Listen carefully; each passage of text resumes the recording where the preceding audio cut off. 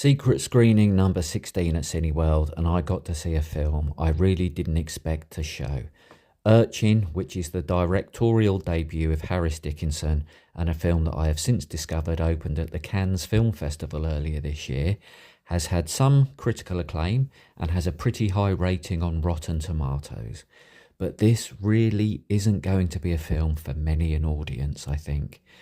The lead character is Mike, a man seemingly captured by addiction and living on the streets, begging, drinking, fighting, and after a violent robbery has a spell in prison. This is the kind of character that you may see around your own town centres. Not a very likeable chap. This film then mostly shows him being helped back into society, trying to settle into the world of work, find a permanent home, new friends, and perhaps come to terms with his guilt as well as with his addictions. Harris Dickinson directs and does appear in a supporting role here as an equally hopeless and unlikable thief who does find his way back to society, but unfortunately Frank Delane's character Mike, our protagonist, does not. And despite having opportunities and help, he quickly returns to his rather unpleasant form and has no positive redemption and character arc, with this film ending in him falling deeply into the abyss.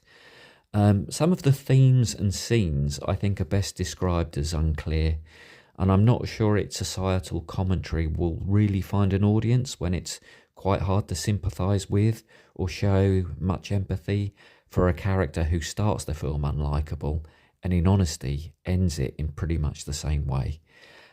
It was interesting to watch in an auditorium, and it will give you things to discuss thereafter, but I feel it will ultimately fail to satisfy an average cinema goer and possibly lead to a little more resentment towards the marginalised members of society that this film is about.